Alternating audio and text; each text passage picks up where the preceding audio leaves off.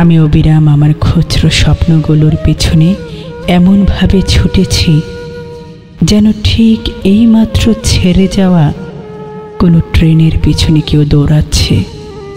যতবার আমি ওদের দিকে হাত বাড়িয়েছিলাম ততবার ওরা আমার দিকে এক চিমটিও মুখ না ঘুরিয়ে সরে গেছে দূরে, অনেক দূরে। প্রতিটা স্টেশনে আমি দাঁড়িয়ে ভাবতাম, এই বুঝি শেষটা এসে গেল, এই বুঝি আমি ধরে ফেলেছি সেই কাঙ্ক্ষিত স্বপ্নের ট্রেন, এই বুঝি আমি ছুঁয়ে ফেলেছি অপূর্ণ স্বপ্নকে। কিন্তু তেমন কিছুই হয়নি। প্রতিবারই শেষটা হয়েছে আরও একটা ব্যর্থতার জন্ম দিয়ে, আরেকটা নতুন হতাশার শুরু দিয়ে।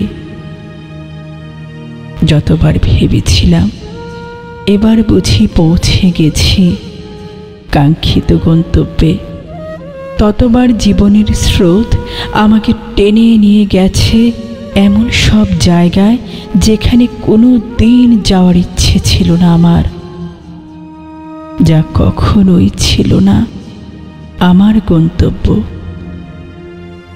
আমি বসে বসে গুনেছি আমার হারিয়ে যাওয়া দিনগুলো, একটা একটা করে।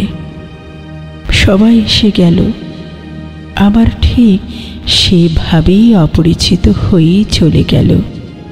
আকাঙ্ক্ষা ধরে রাখার এই ক্লান্তি আমাকে ভেঙে দিয়েছে। যাদের কাঁধে ভর করে দাঁড়াতে চেয়েছি তারাই সবার আগে মারিয়ে গেছে, পিষে গেছে, ছিঁড়ে আছড়ে মুছড়ে থেতলে গেছে, একা ফেলে গেছে। তাই আমি শিখে গেছি কারো গলায় পুতির মালার মতো এতটাও বাধা পড়তে নাই, যতটা বাধা পড়লে বাঁধন ছিঁড়ে গেলে নিজেকে জড়ো করা দুষ্কর হয়ে ওঠে।